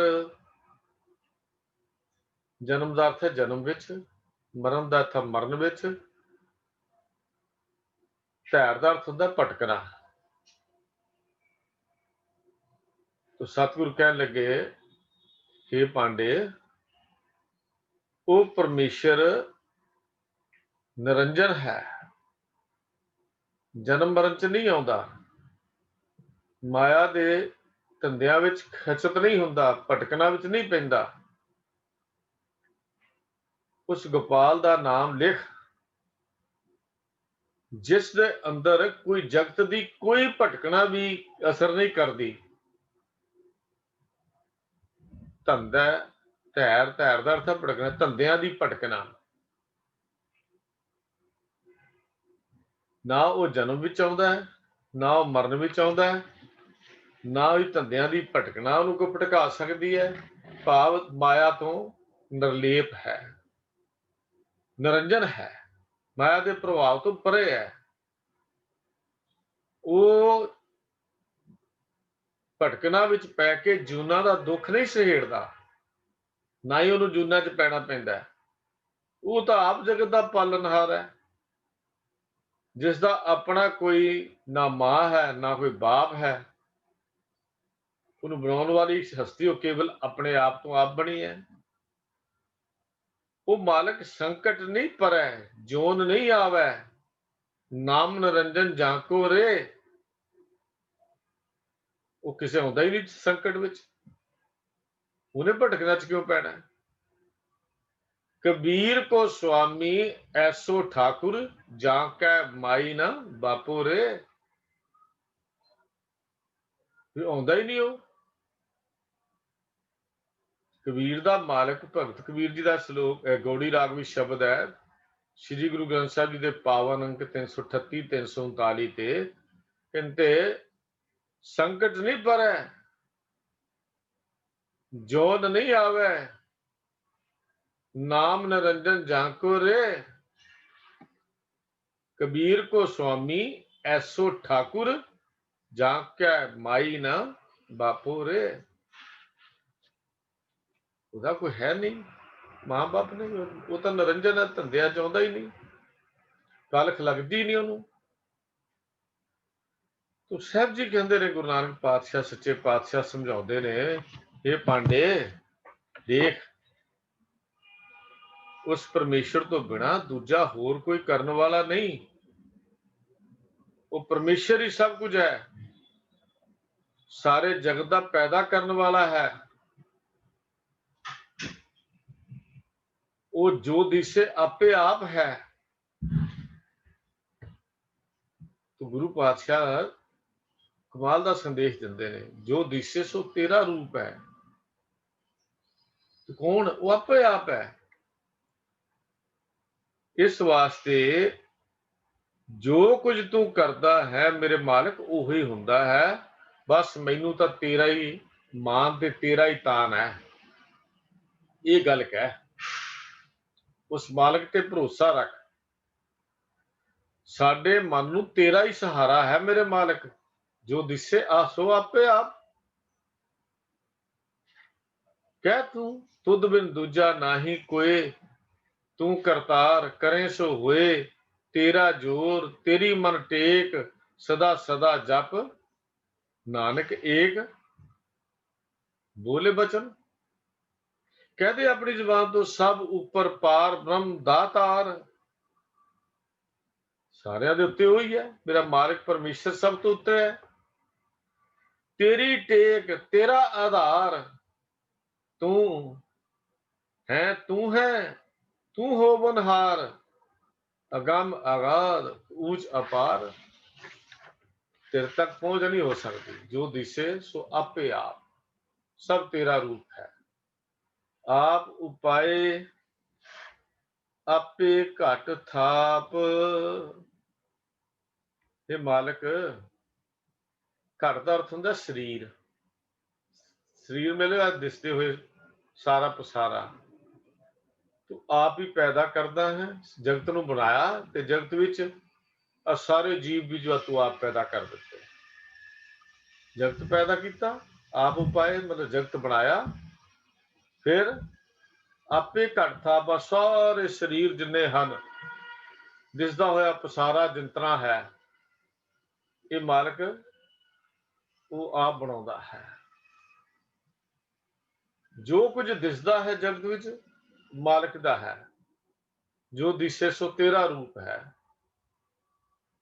तो गुरु पातशाह गुरु नानक साहब कहते, हे पांडे, अपने मन की पट्टी दे उत्ते उस परमेश्वर का नाम लिख, क्योंकि वो दृष्ट है, पहुंच है, बेअंत है, साडे ज्ञान इंद्रियां की समझ तो परे है, काल रहत है, ਉਹਦੇ ਉੱਤੇ ਕਿਸੇ ਦਾ ਕੋਈ ਪ੍ਰੈਸ਼ਰ ਨਹੀਂ, ਕੋਈ ਦਬਾਅ ਨਹੀਂ, ਉਹ ਜੂਨਾਂ 'ਚ ਨਹੀਂ ਆਉਂਦਾ, ਉਹ ਸੁਤੇ ਸਿੱਧ ਬਣਿਆ ਹੈ, ਉਹਦਾ ਪ੍ਰਕਾਸ਼ ਆਪਣੇ ਆਪ ਤੋਂ ਹੈ, ਸਾਰੇ ਉਹਦੇ ਬਣਾਏ ਹੋਏ ਹਨ, ਪਰ ਉਹਨੂੰ ਕੋਈ ਜਗਤ ਦਾ ਮੋਹ ਨਹੀਂ ਵਿਆਪਦਾ। ਫਿਰ ਉਹ ਤੋਂ ਕੁਰਬਾਨ ਕਿਉਂ ਨਹੀਂ ਜਾਂਦਾ, ਉਹ ਤਾਂ ਨਾਮ ਕਿਉਂ ਨਹੀਂ ਲਿਖਦਾ। ਸਤਿਗੁਰੂ ਗੁਰੂ ਨਾਨਕ ਪਾਤਸ਼ਾਹ ਜੀ ਕਹਿੰਦੇ ਨੇ, ਅਲਖ ਅਪਾਰ ਅਗੰਮ ਅਗੋਚਰ, ਨਾ ਤਿਸ ਕਾਲ ਨਾ ਕਰਮਾ। वो अगम है, वो अपार है, वो ज्ञान इंद्रियां की पहुंच तो परे है। अगम अलख, अलख अपार अगम अगोचर, ना तिस काल ना कर्मा। फिर जात अजात अजोनी संभो, ना तिस भाव ना भरमा। ना उन्होंने किस का डर है, ना उन्होंने कोई भटकना है, क्योंकि भटकना चाहता ही नहीं। मालिक सच्चे पातशाह कहते ने, मैं तो ऐसे मालिक तो साचे सचियार विटों कुर्बान, ना तिस रूप वर्ण नहीं देखिया, साचा शब्द निशान। शब्द राही निशान राहदारी, जिन्हों नहीं देखिया वो सच्चा शब्द उहदी राहदारी है मिलन दी। ये पांडे, उस मन की पट्टी ते देख, मन की पट्टी ते गल लिख। तो सतगुरु जी कहते बई, आप उपाय आपे घट थाप, आप अगोचर धंधा लोई। अगोचर गो चार, गो का अर्थ है ज्ञान इंद्रे, चार का अर्थ है पहुंच, ते अगोचर हो गया जिथे ज्ञान इंद्रियां की पहुंच नहीं है। गो चार ते अगोचर एड़ा अगे लाके उत्थे तक ज्ञान इंद्रियां की पहुंच नहीं है। आप अगोचर धंधा लोई। सतगुरु जी कहते भी, हे पांडे, इस मन की पट्टी के उत्ते उस गोपाल का नाम लिख। केड़ा भी जगत तां फसिया होया भटकना दे विच, ते परमेश्वर भटकना च आउंदा नहीं। आप इस ज्ञान इंद्रियां की साडी पहुंच तो भी परे है। जगत का सहारा वो मालिक परमेश्वर है, ते ये जिहड़ा जगत का सहारा परमेश्वर है, उन्हें जगत नूं धंधा लोई ते भटकना च पाया होया है। लोई दा अर्थ संसार, दुनिया, सृष्टि, जगत। कहते वो आप ਅਗੋਚਰ ਹੈ, ਲੇਕਿਨ ਜਗਤ ਨੂੰ ਉਹਨੇ ਧੰਦਿਆਂ 'ਚ ਪਾਇਆ ਹੋਇਆ ਹੈ। ਭਈ ਦੁਨੀਆ ਧੰਦਿਆਂ 'ਚ ਪਈ ਹੋਈ ਹੈ, ਭਟਕਣਾ 'ਚ ਪਈ ਹੋਈ ਹੈ। ਪਰ ਜੋਗ ਜੁਗਤ ਜਗ ਜੀਵਨ ਸੋਈ, ਜਗ ਜੀਵਨ, ਜਗਤ ਨੂੰ ਜੀਵਨ ਦੇਣ ਵਾਲਾ। ਜੋਗ ਦਾ ਅਰਥ ਹੈ ਮਿਲਾਪ, ਜੋੜ। ਜੋਗ ਦਾ ਅਰਥ ਹੈ ਮਿਲਾਪ, ਜੋੜ। ਜੁਗਤ ਦਾ ਅਰਥ ਹੈ ਜੁਗਤੀ, ਮਿਲਾਪ ਦੀ ਜੁਗਤੀ। ਧੰਦਿਆਂ ਵਿੱਚੋਂ ਕੱਢ ਕੇ ਜਗਤ ਨੂੰ ਜੀਵਨ ਦੇਣ ਵਾਲਾ ਪਰਮੇਸ਼ਰ ਹੀ ਤਾਂ ਮਿਲਾਪ ਦੀ ਜੁਗਤੀ ਦੱਸਦਾ ਹੈ। ਪਰ ਉਹਦੀ ਸ਼ਰਨ ਚ ਪੈ, ਉਹਦੀ ਸ਼ਰਨ ਵਿੱਚ ਆ, ਕਿਉਂਕਿ ਉਹ ਮਿਲਾਪ ਦੀ ਜੁਗਤੀ ਦੱਸਦਾ ਹੈ। ਮਿਲਾਪ ਦੀ ਜੁਗਤੀ ਕੇਵਲ ਪਰਮੇਸ਼ਰ ਦੱਸਣ ਵਾਲਾ ਹੈ। हे ਪਾਂਡੇ, ਫਿਰ ਤੂੰ ਉਸ ਪਰਮੇਸ਼ਰ ਦੀ, ਨਿਰੰਕਾਰ ਦੀ ਸ਼ਰਨ ਵਿੱਚ ਆ। ਉਹਦਾ ਨਾਮ ਆਪਣੇ ਪੱਟੀ ਤੇ ਲਿਖ, ਜਿਹੜਾ ਜਗਤ ਧੰਦਿਆਂ 'ਚ ਪਿਆ ਹੋਇਆ, ਲੇਕਿਨ ਆਪ ਉਹ ਪਰਮੇਸ਼ਰ ਧੰਦਿਆਂ ਤੋਂ ਭਟਕਣਾ ਤੋਂ ਬਾਹਰਾ ਹੈ, ਔਰ ਆਪਣੇ ਨਾਲ ਮਿਲਣ ਦੀ ਜਾਂਚ ਵੀ ਦੱਸਣ ਵਾਲਾ ਹੈ। ਆਪਣੇ ਨਾਲ ਮਿਲਾਉਣ ਦੀ ਜਾਂਚ ਵੀ ਪਰਮੇਸ਼ਰ ਆਪ ਹੀ ਦੱਸਦਾ ਹੈ। ਤਾਂ ਸਤਿਗੁਰੂ ਜੀ ਕਹਿੰਦੇ ਕਰ ਆਚਾਰ, ਕਰ ਆਚਾਰ, ਆਚਾਰ ਸੱਚ ਸੁਖ ਹੋਈ। ਆਚਾਰ ਦਾ ਹੁੰਦਾ ਫਰਜ਼ ਜਾਂ ਆਪਣਾ ਕਿਰਦਾਰ ਬਣਾ। ਆਚਾਰ ਦਾ ਮਤਲਬ ਹੁੰਦਾ ਕਰਤਵ, ਚੰਗਾ ਚੰਗਾ ਆਪਣੀ ਡਿਊਟੀ ਬਣਾਉਣੀ, ਚੰਗਾ ਕਿਰਦਾਰ ਬਣਾਉਣਾ। ਤਾਂ ਕਹਿਣ ਲੱਗੇ ਸੱਚੇ ਪਾਤਸ਼ਾਹ ਜੀ ਵੀ ਹੇ ਪਾਂਡੇ, ਤੂੰ ਇੱਕ ਆਪਣਾ ਫਰਜ਼ ਸਮਝ ਕਿ ਉਸ ਸੱਚ ਦੀ ਯਾਦ ਵਿੱਚ ਜੁੜਨਾ ਹੈ, ਉਸ ਨਿਰੰਕਾਰ ਦੀ ਯਾਦ ਵਿੱਚ ਜੁੜਨਾ ਹੈ, ਉਸ ਗੋਪਾਲ ਦੀ ਯਾਦ ਵਿੱਚ ਜੁੜਨਾ ਹੈ। ਸੱਚਮੁੱਚ ਹੀ ਜੇ ਤੈਨੂੰ ਸੁੱਖ ਦੀ ਭਾਲ ਹੈ, ਸੱਚਮੁੱਚ ਹੀ ਜੇ ਸੁੱਖ ਚਾਹੁੰਦਾ ਹੈ, ਤਾਂ ਉਹਦੀ ਯਾਦ ਨੂੰ ਇੱਕ ਆਪਣਾ ਫਰਜ਼ ਸਮਝ, ਕਰਤੱਵ ਬਣਾ। ਤੇ ਮੇਰਾ ਕਰਤੱਵ ਹੈ, ਮੇਰਾ ਫਰਜ਼ ਹੈ, ਮੇਰੇ ਕਿਰਦਾਰ ਵਿੱਚ ਉਹਦੀ ਯਾਦ ਹੋਣੀ ਚਾਹੀਦੀ ਹੈ, ਮੇਰੇ ਮਨ ਬਚਨ ਕਰਮਾਂ ਵਿੱਚ ਉਹਦੀ ਯਾਦ ਹੋਣੀ ਚਾਹੀਦੀ ਹੈ। ਆਚਾਰ ਇਹੋ ਹੀ ਹੈ, ਮਨ ਵਿੱਚ, ਬਚਨਾਂ 'ਚ, ਕਰਮਾਂ 'ਚ। ਜਦੋਂ ਉਹਦੀ ਯਾਦ ਤੇਰੇ ਇਹਨਾਂ ਚੀਜ਼ਾਂ 'ਚ ਹੋਏਗੀ ਤਾਂ ਤੈਨੂੰ ਸੁੱਖ ਮਿਲੇਗਾ, ਕਿਉਂਕਿ ਜਗਤ ਦੇ ਧੰਦਿਆਂ ਵਿੱਚ ਭਟਕਣਾ ਹੈ ਔਰ ਪਰਮੇਸ਼ਰ ਦੇ ਨਾਮ ਵਿੱਚ ਸੁੱਖ ਹੈ। ਤੇ ਉਹ ਸੁੱਖ, ਉਸ ਦੀ ਯਾਦ ਨੂੰ ਆਪਣੇ ਜੀਵਨ ਦਾ ਆਸਰਾ ਬਣਾ, ਆਪਣੇ ਜੀਵਨ ਦੀ ਡਿਊਟੀ ਸਮਝ। ਸੁੱਖ ਪਰਮੇਸ਼ਰ ਦੀ ਯਾਦ ਵਿੱਚ ਹੈ, ਪਰ ਮਿਲਦੀ ਕਦੋਂ ਹੈ? ਜਦ ਤੱਕ ਮਨ ਦੀ ਮਤ ਹੈ, ਉਦੋਂ ਤੱਕ ਸੁੱਖ ਨਹੀਂ ਮਿਲਦਾ, ਨਾ ਗੁਰੂ ਨਾਲ ਜੁੜਿਆ ਜਾ ਸਕਦਾ ਹੈ। ਇਸ ਕਰਕੇ ਸਤਿਗੁਰੂ ਕਹਿੰਦੇ ਮਨ ਕੀ ਮਤ ਤਿਆਗੋ ਹਰ ਜਨ, ਹੁਕਮ ਬੂਝ ਸੁਖ ਪਾਈਏ ਰੇ। ਵੀ ਭੋਲਿਓ, ਮਨ ਦੀ ਮਤ ਛੱਡੋ। ਆਪਣਾ ਫਰਜ਼ ਇਹ ਬਣ, ਮਨ ਦੀ ਮਤ ਧੰਦਿਆਂ ਵੱਲ ਲੈ ਕੇ ਜਾਂਦੀ ਹੈ। ਮਨ ਦੀ ਮਤ ਛੱਡੋ, ਮਨ ਦੀ ਮਤ ਧੰਦਿਆਂ ਵਾਲੇ ਪਾਸੇ ਲੈ ਕੇ ਜਾਂਦੀ ਹੈ। ਤੇ ਕਰੋ ਕੀ? ਹੁਕਮ ਬੂਝ, ਉਹਦੇ ਹੁਕਮ ਰਜਾਈ ਚੱਲਣ ਦੀ ਜਾਂਚ ਸਿੱਖੋ, ਸੁੱਖ ਮਿਲੇਗਾ। ਤੇ ਕੀ ਕਰ? ਜੋ ਪ੍ਰਭ ਕਰੈ ਸੋਈ ਭਲ ਮਾਨੋ, ਸੁਖ ਦੁੱਖ ਉਹੀ ਧਿਆਈਏ ਰੇ। ਉਹਦੀ ਧਿਆਨ ਚ ਹੈ। ਸੁੱਖ ਦੁੱਖ, ਜਨਮ ਮਰਨ, ਜੀਵਨ ਦੇ ਹਰ ਪਹਿਲੂ ਵਿੱਚ ਉਹਦੀ ਯਾਦ ਵਸਾ, ਜੀਵਨ ਦੇ ਹਰ ਪਹਿਲੂ ਵਿੱਚ। ਤੇ ਸਤਿਗੁਰੂ ਜੀ ਕਹਿੰਦੇ ਹਨ, ਕਰ ਆਚਾਰ ਸੱਚ ਸੁਖ ਹੋਈ, ਨਾਮ ਵਿਹੂਣਾ ਮੁਕਤ ਕਿਵੇਂ ਹੋਈ। ਵੀ ਉਹਦੇ ਨਾਮ ਤੋਂ ਸਖਣੇ ਹੋ ਕੇ ਦਸ ਮਾਇਆ ਦੇ ਬੰਧਨਾਂ ਤੋਂ ਖਲਾਸੀ ਕਿਵੇਂ ਹੋ ਜਾਏਗੀ, ਮਾਇਆ ਦੇ ਬੰਧਨਾਂ ਤੋਂ ਕਿਵੇਂ ਛੁੱਟ ਜਾਏਗਾ, ਮਾਇਆ ਦੇ ਬੰਧਨਾਂ ਤੋਂ ਤੇਰਾ ਛੁਟਕਾਰਾ ਕਿਵੇਂ ਹੋ ਜਾਏਗਾ। ਭਾਵ ਉਸਦੇ ਨਾਮ ਤੋਂ ਵਾਂਝੇ ਰਹਿ ਕੇ ਸੰਸਾਰ ਦੀ ਭਟਕਣਾ ਤੋਂ ਤੇਰੀ ਖਲਾਸੀ ਨਹੀਂ ਹੋ ਸਕਦੀ। इस वास्ते हे पांडे अपने मन की पट्टी ते निरंकार का नाम लिख। जे तू नहीं लिखता तो फिर की है।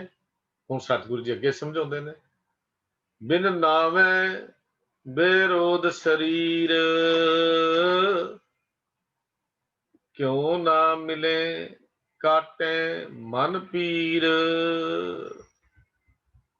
बेरोध, ਵਿਰੋਧ ਅਰਥ ਦਾ ਉਲਟ, ਤੇ ਸਰੀਰ ਸਰੀਰ ਦਾ ਵਿਰੋਧ। ਸਰੀਰ ਦਾ ਵਿਰੋਧ ਕੀ ਹੈ?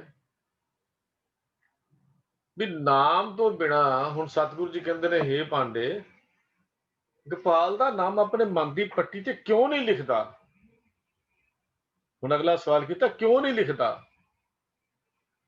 ਤੂੰ ਕਿਉਂ ਉਹਦੀ ਯਾਦ ਵਿੱਚ ਨਹੀਂ ਜੁੜਦਾ? ਕਿਉਂ ਤੂੰ ਆਪਣੇ ਮਨ ਦਾ ਰੋਗ ਦੂਰ ਨਹੀਂ ਕਰਦਾ? ਕਿਉਂ ਤੂੰ ਮਨ ਦੀ ਪੀੜਾ ਨੂੰ ਦੂਰ ਨਹੀਂ ਕਰਦਾ? ਇਹ ਤੇਰੇ ਕਲੇਜੇ 'ਚ ਉੱਠੀਆਂ ਹੋਈਆਂ ਪੀੜਾਂ, ਇਹ ਕਾਮ ਦੀਆਂ, ਕ੍ਰੋਧ ਦੀਆਂ, ਲੋਭ ਦੀਆਂ, ਮੋਹ ਦੀਆਂ, ਹੰਕਾਰ ਦੀਆਂ, ਤੇਰੀ ਆਪਣੀ ਮਤ ਨਾਲ ਤਾਂ ਦੂਰ ਹੋ ਨਹੀਂ ਸਕਦੀਆਂ। ਕਿਉਂ ਨਹੀਂ ਕਰਦਾ? ਬਿਨ ਨਾਵੈ ਬੇਰੋਧ ਸਰੀਰ। ਸਤਿਗੁਰੂ ਜੀ ਕਹਿੰਦੇ ਵੀ ਦੇਖ, ਨਾਮ ਤੋਂ ਬਿਨਾ, ਪਰਮੇਸ਼ਰ ਦੀ ਯਾਦ ਤੋਂ ਬਿਨਾ ਇਹਨਾਂ ਗਿਆਨ ਇੰਦਰੀਆਂ ਦਾ ਆਤਮਿਕ ਜੀਵਨ ਨਾਲ ਵਿਰੋਧ ਹੋ ਜਾਂਦਾ ਹੈ। ਭਾਵ ਕਿ ਇਹ ਜਿਹੜੇ ਸਾਡੇ ਗਿਆਨ ਇੰਦਰੇ ਹਨ, ਇਹ ਸਾਰੇ ਦੂਜੇ ਪਾਸੇ ਲੱਗ ਜਾਂਦੇ ਹਨ। ਜਾਣਾ ਹੁੰਦਾ ਹੋਰ ਪਾਸੇ, ਤੁਰ ਪੈਂਦੇ ਹੋਰ ਪਾਸੇ।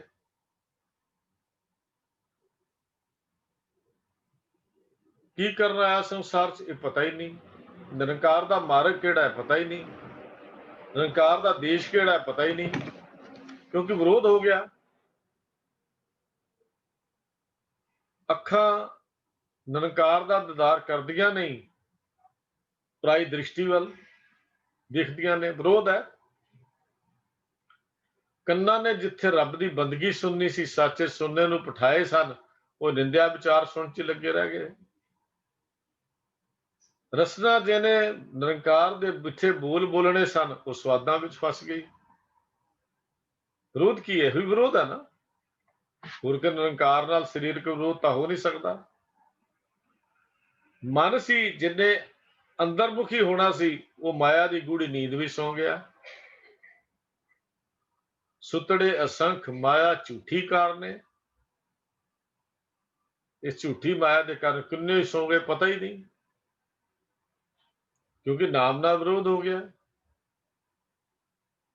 ਸਤਿਗੁਰੂ ਜੀ ਕਹਿਣ ਲੱਗੇ, ਇੱਕ ਬਿਰਲਾ ਭਾਗਾਂ ਵਾਲਾ ਹੀ ਹੈ ਜਿਹੜਾ ਇੱਥੇ ਜਾਗਦਾ ਹੈ, ਬਾਕੀ ਸਭ ਸੁੱਤੇ ਪਏ ਹਨ, ਵਿਰੋਧ ਵਿੱਚ ਹਨ।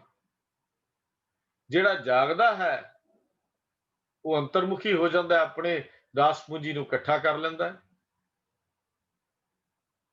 ਪਰ ਮੇਰੇ ਇਹ ਸਾਰੇ ਗਿਆਨ ਇੰਦਰੇ ਤੇ ਕਰਮ ਇੰਦਰੇ ਆਪਣੇ ਰਸਾਂ ਕਸਾਂ ਵਿੱਚ ਲੱਗ ਗਏ, ਵਿਰੋਧ ਹੋ ਗਿਆ। ਤੈਨੂੰ ਨਹੀਂ ਪਤਾ ਵੀ ਵਾਹਿਗੁਰੂ ਦੀ ਨਾਮ ਨੂੰ, ਯਾਦ ਨੂੰ ਭੁਲਾ ਕੇ ਇਹ ਸਾਰਾ ਕੁਝ ਵਿਰੋਧ ਸ਼ੁਰੂ ਹੋ ਜਾਂਦਾ ਇਹਨਾਂ ਦਾ। ਆਪਣੇ ਅਸਲੀ ਘਰ ਦੀ, ਜਿਸ ਘਰ ਵਿੱਚ ਜਾ ਕੇ ਰਹਿਣਾ ਵਸਣਾ, ਉਹਦੀ ਇਹਨਾਂ ਨੂੰ ਖਬਰ ਹੀ ਨਹੀਂ ਹੁੰਦੀ। ਇਹ ਠੱਗਣ ਹਾਰੇ ਜਿਹੜੇ ਪੰਜੇ ਹਨ, ਇਹ ਠੱਗ ਰਹੇ ਨੇ ਜੀਵਨ ਨੂੰ। ਤੇ ਤੇਰੀ ਜਿਹੜੀ ਅੰਦਰਲੀ ਨਗਰੀ ਸੀ, ਸੁੰਨੀ ਦੀ ਸੁੰਨੀ ਰਹਿ ਗਈ। ਭਾਵ ਕਹਿੰਦੇ ਉੱਠ ਪਰੇ ਹੋ, ਠੱਗੀਆਂ ਮਾਰਨ ਆਏ ਨੇ, ਤੇਰਾ ਸਾਰਾ ਕੁਝ ਠੱਗ ਕੇ ਲੈ ਜਾਣਗੇ। ਹੁਣ ਉਹਨਾਂ ਵਿੱਚੋਂ ਤੈਨੂੰ ਸੰਸਾਰ ਦਾ ਕੋਈ ਆਸਰਾ ਬਚਾ ਨਹੀਂ ਸਕਦਾ, ਦੁਨੀਆ ਦੇ ਕੋਈ ਆਸਰੇ ਤੈਨੂੰ ਬਚਾ ਨਹੀਂ ਸਕਦੇ। ਨਿਰੰਕਾਰ ਦੇ ਦੇਸ਼ 'ਚ ਜਾਣ ਲਈ ਤੈਨੂੰ ਨਾ ਤੇਰਾ ਬਾਪ ਬਚਾ ਸਕਦਾ, ਨਾ ਤੇਰੀ ਮਾਂ ਬਚਾ ਸਕਦੀ ਹੈ, ਨਾ ਤੇਰਾ ਮਿੱਤਰ ਬਚਾ ਸਕਦਾ, ਨਾ ਤੇਰਾ ਭਰਾ ਰੱਖ ਸਕਦਾ, ਨਾ ਤੇਰੀ ਆਪਣੀ ਸਿਆਣਪ ਨਾਲ ਉਹ ਕਾਬੂ ਵਿੱਚ ਆਣੇ ਨੇ। ਬਸ ਇੱਕੋ ਹੀ ਢੰਗ ਹੈ ਕਿ ਉਹ ਗੁਰੂ ਦੀ ਕਿਰਪਾ ਤੇ ਸਤ ਸੰਗਤ ਵਿੱਚ ਬੈਠ ਕੇ ਪਰਮੇਸ਼ਰ ਦੇ ਗੁਣ ਗਾਉਣ ਨਾਲ ਉਹ ਕਾਬੂ 'ਚ ਆਉਂਦੇ ਨੇ। ਬੜਾ ਪਿਆਰਾ ਬਚਨ ਲਿਖਿਆ ਗੋੜੀ ਗਵਾਰੀ ਰਾਗ ਵਿੱਚ ਗੁਰੂ ਅਰਜਨ ਦੇਵ ਮਹਾਰਾਜ ਸੱਚੇ ਪਾਤਸ਼ਾਹ ਜੀ ਨੇ। ਸਤਿਗੁਰੂ ਕਹਿੰਦੇ, ਨੈਣੋ ਨੀਂਦ ਪਰ ਦ੍ਰਿਸ਼ਟ ਵਿਕਾਰ। ਪਰਾਈ ਦ੍ਰਿਸ਼ਟੀ ਅੱਖਾਂ 'ਚ ਨੀਂਦ ਕਾਹਦੀ ਆ ਗਈ? ਪਰ ਦ੍ਰਿਸ਼ਟੀ ਵਿਕਾਰਾਂ ਦੀ, ਦੂਜੇ ਨੂੰ ਦੇਖਣਾ, ਦੂਜੇ ਦਾ ਰੂਪ ਦੇਖਣਾ, ਦੂਜੇ ਦਾ ਧਨ ਦੇਖਣੀ, ਦੂਜੇ ਦੀ ਦੌਲਤ ਦੇਖਣੀ। ਇਹ ਕੀ ਹੈ? ਇਹ ਵੈਰ ਵਿਰੋਧ ਹੈ। ਬਿਨ ਨਾਵੇ ਬੇਰੋਧ ਸਰੀਰ ਹੈ ਨਾ। ਹੁਣ ਅੱਖਾਂ ਦਾ ਕੰਮ ਇਹ ਤਾਂ ਹੈ ਨਹੀਂ ਸੀ। ਅੱਖਾਂ ਦਾ ਕੰਮ ਆਪਾਂ ਆਨੰਦ ਸਾਹਿਬ ਦੀ ਬਾਣੀ ਪੜ੍ਹਦੇ ਆ, ਇੱਕ ਇੱਕ ਇੰਦਰੇ ਦਾ ਕੰਮ ਗੁਰੂ ਪਾਤਸ਼ਾਹ ਗੁਰੂ ਅਮਰਦਾਸ ਜੀ ਨੇ ਲਿਖਿਆ। ਅੱਖਾਂ ਦਾ ਕੰਮ ਸੀ ਉਹ ਮਾਲਕ ਦਾ ਦੀਦਾਰ ਕਰਨਾ। ਪਰ ਇਹ ਨੈਣੋ ਨੀਂਦ ਪਰ ਦ੍ਰਿਸ਼ਟ ਵਿਕਾਰ, ਰਸਨਾ ਸੋਈ ਲੋਭ ਮਿੱਠੇ ਸਾਧ, ਮਨ ਸੋਇਆ ਮਾਇਆ ਬਿਸਮਾਦ। ਪਰ ਇਸ ਗ੍ਰਹਿ ਮੈਂ ਕੋਈ ਜਾਗਤ ਰਹਿ, ਸਾਵਤ ਵਸਤ ਉਹ ਆਪਣੀ ਲਹੈ। ਜੇ ਕੋਈ ਜਾਗਦਾ ਹੈ ਤਾਂ ਹੀ ਨਾ। ਫਿਰ ਸਤਿਗੁਰੂ ਜੀ ਕਹਿੰਦੇ ਦੇਖ, ਸਾਰੀ ਜਿੰਨੀਆਂ ਸਹੇਲੀਆਂ ਭਾਵ ਸਾਡੇ ਜਿੰਨੇ ਗਿਆਨ ਇੰਦਰੇ ਕਰਮ ਇੰਦਰੇ ਹਨ, ਇਹ ਕੀ ਕਰਦੇ ਨੇ? ਸਗਲ ਸਹੇਲੀ ਆਪਣੇ ਰਸ ਮਾਤੀ, ਗ੍ਰਹਿ ਆਪਣੇ ਕੀ ਖਬਰ ਨਾ ਜਾਤੀ। ਮੁਸਣ ਹਾਰ ਪੰਚ ਬਿਟਵਾਰੇ, ਸੁਨਨੇ ਨਗਰ ਪਰੇ ਠਗ ਹਾਰੇ। ਉਨਤੇ ਰਾਖੈ ਬਾਪ ਨਾ ਮਾਈ, ਉਨਤੇ ਰਾਖੇ ਮੀਤ ਨਾ ਭਾਈ। ਦਰਬ ਸਿਆਣਪ ਨਾ ਓਏ ਰਹਤੇ, ਪਰ ਇੱਕੋ ਢੰਗ ਹੈ ਸਾਧ ਸੰਗ, ਓਏ ਦੁਸ਼ਟ ਵਸ ਹੋਤੇ। ਫਿਰ ਕਿਉਂ ਨਹੀਂ ਨਾਮ ਜਪਦਾ? ਕਿਉਂ ਨਹੀਂ ਨਾਮ ਜਪਦਾ? ਜਿਹਨੇ ਤੇਰੇ ਮਨ ਦੀ ਪੀੜਾ ਨੂੰ ਕੱਟਣਾ, ਜਿਹਨੇ ਸੁੱਖ ਦੇਣਾ। ਕਿਉਂ ਨਾ ਮਿਲੇ ਕਾਟੇ ਮਨ ਪੀਰ, ਕਿਉਂ ਨਹੀਂ ਮਿਲਣਾ ਚਾਹੁੰਦਾ ਉਹਨੂੰ? ਦੇਖੋ ਸਵਾਲ ਹੈ ਨਾ, ਵੀ ਰੋਗ ਕਿਉਂ ਨਹੀਂ ਦੂਰ ਕਰਦਾ ਮਨ ਦਾ, ਮਨ ਦੀ ਪੀੜਾ ਕਿਉਂ ਨਹੀਂ ਕੱਟਦਾ? ਇਹ ਕਰਕ ਕਰੇਜੇ ਦੀ ਜਿਹੜੀ ਹੈ ਐਸੀ ਵੇਦਨ ਇਹਦੇ ਚ ਖੜੀ ਹੋ ਗਈ ਹੈ ਜਿਹਦਾ ਇਲਾਜ ਨਹੀਂ ਲੱਭਦਾ। ਤੈਨੂੰ ਤਾਂ ਇਹਦਾ ਇਲਾਜ ਵੀ ਨਹੀਂ ਮਿਲਦਾ। ਐਸੀ ਵੇਦਨ ਉਪਜ ਖਰੀ ਪਈ, ਕਿਹੜੀ? ਜਿਹੜੀ ਕਰਕ ਕਰੇਜੇ ਚ ਉੱਠੀ ਹੋਈਆਂ ਪੀੜਾਂ ਨੇ। ਇਹ ਜਦੋਂ ਤੇਰੇ ਇੰਦਰੇ ਵਿਰੋਧ ਕਰਨ ਲੱਗ ਪਏ ਤਾਂ ਇਹ ਪੀੜਾ ਹੀ ਉੱਠੇਗੀ ਨਾ। ਖਸਮ ਵਿਸਾਰ ਕੀਏ ਰਸ ਭੋਗ, ਤਾਂ ਤਨ ਉੱਠ ਖਲੋਏ ਰੋਗ। ਤੇ ਦੱਸ ਕਿੱਥੇ ਗੱਡੀ ਚੱਲੇਗੀ? ਤਾਂ ਸਤਿਗੁਰੂ ਜੀ ਕਹਿੰਦੇ ਵੀ ਹੇ ਗੋਪਾਲ, ਹੇ ਪਾਂਦੇ, ਆਪਣੇ ਮਨ ਦੀ ਪੱਠੀ ਤੇ ਕਿਉਂ ਨਹੀਂ ਲਿਖਦਾ? ਤੈਨੂੰ ਨਹੀਂ ਪਤਾ ਕਿ ਗੋਪਾਲ ਦੀ ਯਾਦ ਵਿੱਚ ਜੁੜਨ ਤੋਂ ਬਿਨਾ ਤੂੰ ਆਪਣਾ ਰੋਗ ਨਹੀਂ ਕੱਟ ਸਕਦਾ। ਹਾਂ, ਇਹ ਗੱਲ ਜ਼ਰੂਰੀ ਹੈ ਕਿ ਸਿਮਰਨ ਤੋਂ ਬਿਨਾ ਇਹਨਾਂ ਗਿਆਨ ਇੰਦਰੀਆਂ ਦਾ ਤੇਰੇ ਆਤਮਿਕ ਜੀਵਨ ਨਾਲ ਵਿਰੋਧ ਜ਼ਰੂਰ ਹੋ ਜਾਏਗਾ। ਹੁਣ ਸਿਮਰਨ ਕਿਉਂ ਜ਼ਰੂਰੀ ਹੈ? ਇਸ ਵਾਸਤੇ ਜ਼ਰੂਰੀ ਹੈ, ਵਾਹਿਗੁਰੂ ਦੀ ਯਾਦ ਇਸ ਵਾਸਤੇ ਜ਼ਰੂਰੀ ਹੈ ਕਿ ਸਾਡੇ ਇਹ ਗਿਆਨ ਇੰਦਰੇ ਅੰਤਰਮੁਖੀ ਹੋ ਜਾਣ ਔਰ ਇਹਦਾ ਇਸ ਸਰੀਰਕ ਇੰਦਰੀਆਂ ਦਾ ਵਿਰੋਧ ਸਾਡੇ ਅੰਦਰ ਨਾਲ ਨਾ ਬਣ ਜਾਏ। ਕਿਤੇ ਐਸਾ ਨਾ ਹੋ ਜਾਏ ਦੁਨੀਆ ਦੇ ਰੰਗ ਦੇਖ ਦੇਖ ਕੇ, ਤਮਾਸ਼ੇ ਦੇਖ ਦੇਖ ਕੇ ਇਹ ਸਾਡੇ ਵੈਰੀ ਹੋ ਜਾਣ। ਮਿੱਤਰ ਬਣ, ਮਿੱਤਰ ਸਖਾ ਬਣ, ਨਹੀਂ ਤਾਂ ਫਿਰ ਸੁਤੜੇ ਅਸੰਖ ਮਾਇਆ ਝੂਠੀ ਕਾਰ ਨੇ। ਬਸ ਨਾਨਕ ਸੇ ਜਗਨ ਜੇ ਰਸਨਾ ਨਾਮ ਉਚਾਰਨੇ। ਜਿਹੜੇ ਵਾਹਿਗੁਰੂ ਦੀ ਬੰਦਗੀ 'ਚ ਜੁੜਦੇ ਹਨ। ਪਰ ਪਾਂਡੇ ਦੇਖ, ਜਿਹੜੀਆਂ ਅੱਖਾਂ ਨੇ ਸਤ ਸੰਗਤ ਵਿੱਚ ਜਾ ਕੇ ਉਹਨਾਂ ਦਾ ਦੀਦਾਰ ਕਰਨਾ ਸੀ, ਉਹ ਕਰਦੀਆਂ ਹੀ ਨਹੀਂ। ਉਹ ਹੁਣ ਦੁਨੀਆ ਦੇ ਪਦਾਰਥ ਰੂਪ ਤੱਕ ਕੇ ਬਸ ਹਾਲੋ ਬੇਹਾਲ ਹੋਈਆਂ ਰਹਿੰਦੀਆਂ ਨੇ। ਹੁਣ ਤਾਂ ਇਹ ਹਾਲ ਹੋ ਗਿਆ। ਜਿਹਨਾਂ ਕੰਨਾਂ ਨਾਲ ਪ੍ਰਮਾਤਮਾ ਦੀ ਸਿਫਤ ਸੁਣਨੀ ਸੀ, ਉਹ ਆਤਮਿਕ ਆਨੰਦ ਦੀ ਧੁਨ ਹੁਣ ਤੇਰੇ ਅੰਦਰ ਵੱਜ ਨਹੀਂ ਸਕਦੀ, ਕਿਉਂਕਿ ਠੱਗ ਲਿਆ ਤੇਰੇ ਜੀਵਨ ਨੂੰ। ਦੱਸ, ਜਿਹੜੀ ਰਸਨਾ ਨੇ ਪਰਮੇਸ਼ਰ ਦਾ ਨਾਮ ਜਪਣਾ ਸੀ, ਜਿਹੜੀ ਉਹ ਦੁਨੀਆ ਦੇ ਝਮੇਲਿਆਂ 'ਚ ਫਸ ਗਈ, ਨਿੰਦਾ ਚੁਗਲੀ 'ਚ ਫਸ ਗਈ। ਦੱਸ ਕਿਉਂ ਨਹੀਂ ਫਿਰ ਤੂੰ ਇਸ ਪਾਸੇ ਤੁਰਦਾ? ਸਤਿਗੁਰੂ ਜੀ ਕਹਿੰਦੇ ਨੇ ਬਿਨ ਨਾਮੇ ਬੇਰੋਧ ਸਰੀਰ, ਕਿਉਂ ਨਾ ਮਿਲੇ ਕਾਟੇ ਮਨ ਪੀਰ। ਕਿਉਂ ਨਾ ਮਿਲੇ? ਕਿਉਂ ਨਹੀਂ ਮਿਲਦਾ ਭਾਵ ਮਿਲ। ਅਸੀਂ ਵੀ ਕਹਿ ਦਿੰਦੇ ਕਿਉਂ ਨਹੀਂ ਵੀ ਤੂੰ ਤੁਰਦਾ ਉਸ ਪਾਸੇ, ਚੱਲ ਚਲੀਏ। ਇਹਦਾ ਮਤਲਬ ਇਹ ਹੈ ਕਾਟੇ ਮਨ ਪੀਰ, ਮਨ ਦੀ ਪੀੜ ਆਪਣੀ ਕਿਉਂ ਨਹੀਂ ਕੱਟਦਾ? ਮਨ ਦਾ ਰੋਗ ਕਿਉਂ ਨਹੀਂ ਦੂਰ ਕਰਦਾ? बाट बटाऊ आवे जाए। बटाऊ ਦਾ ਅਰਥ ਹੁੰਦਾ ਯਾਤਰੀ। ਕਹਿੰਦੇ ਤੇ ਹੈ ਤਾਂ ਤੂੰ ਯਾਤਰੀ, ਜੇ ਤੂੰ ਉਹਦਾ ਨਾਮ ਆਪਣੇ ਮਨ ਦੀ ਪੱਟੀ ਤੇ ਨਹੀਂ ਲਿਖਦਾ ਤੇ ਫਿਰ ਜਿਹੋ ਜਿਹਾ ਆਇਆ ਸੀ ਉਹੋ ਜਿਹਾ ਤੁਰ ਗਿਆ। ਦੱਸ ਤੇਰੇ ਆਉਣ ਦਾ ਲਾਭ ਕੀ ਹੋਇਆ? ਆਵੇ ਜਾਏ, ਜਨਮ ਤਾਂ ਸਾਰਿਆਂ ਨੇ ਹੀ ਲੈਣਾ ਨਾ। ਸਾਧ ਸੰਗਤ, ਜਨਮ ਦੀ ਕੋਈ ਕੀਮਤ ਨਹੀਂ, ਇਹ ਗੱਲ ਖਿਆਲ ਕਰਨਾ। ਕੀਮਤ ਮਨੁੱਖ ਦੇ ਕੀਤੇ ਹੋਏ ਕਰਮਾਂ ਦੀ ਹੈ।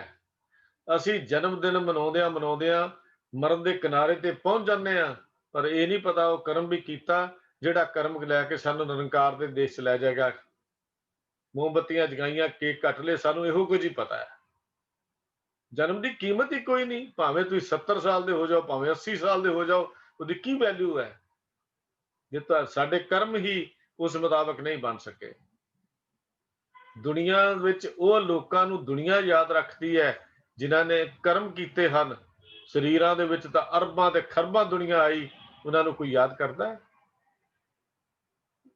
ਉਹਨਾਂ ਨੂੰ ਤਾਂ ਸਾਡੇ ਬੱਚੇ ਵੀ ਯਾਦ ਨਹੀਂ ਕਰਦੇ, ਆਪਣੇ ਪਰਿਵਾਰਕ ਸੰਬੰਧੀ ਵੀ ਯਾਦ ਨਹੀਂ ਕਰਦੇ।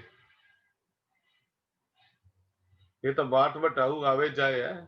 ਜਿਹੋ ਜਿਹਾ ਆਇਆ ਸੀ ਯਾਤਰੀ, ਉਹੋ ਜਿਹਾ ਤੁਰ ਗਿਆ। ਇਹ ਤਾਂ ਪਾਦਾਨੂੰ ਸੰਸਾਰ ਗਰਵ ਅਟਿਆ, ਕਰਤੇ ਪਾਪ ਅਨੇਕ, ਮਾਇਆ ਰੰਗ ਰਟਿਆ। ਤੇਰਾ ਹਾਲ ਤਾਂ ਇਹ ਹੈ।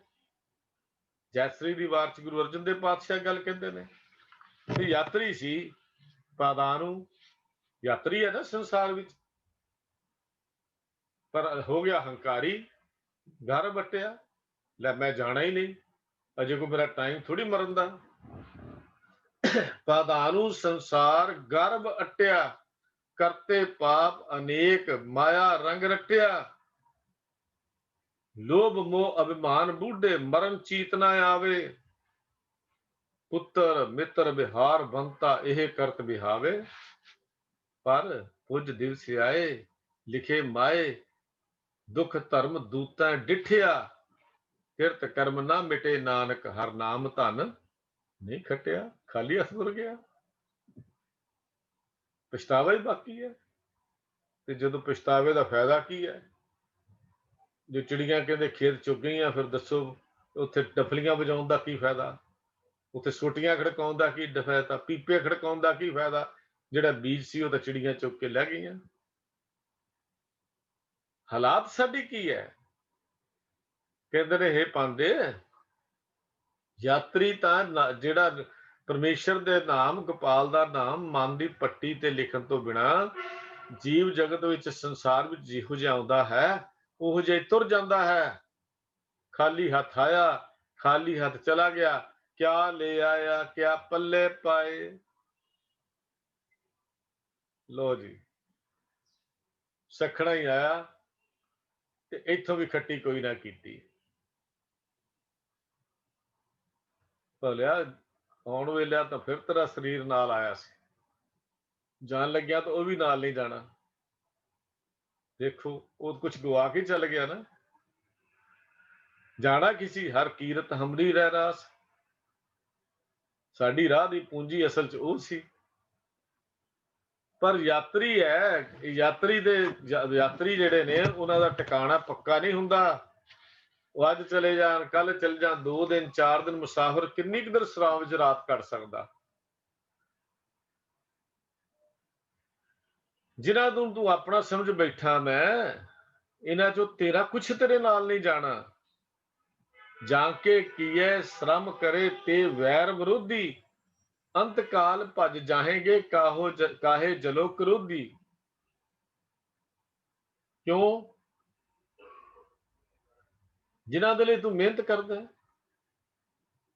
ਸਤਿਗੁਰ ਕਹਿੰਦੇ, ਮਿਰਤ ਹੱਸੈ ਸਿਰ ਉਪਰੇ, ਪਸ਼ੂਆ ਨਹੀਂ ਬੂਝੇ, ਬਾਦ ਸਾਧ ਅਹੰਕਾਰ ਮੈਂ ਮਰਨਾ ਨਹੀਂ ਸੂਝੇ।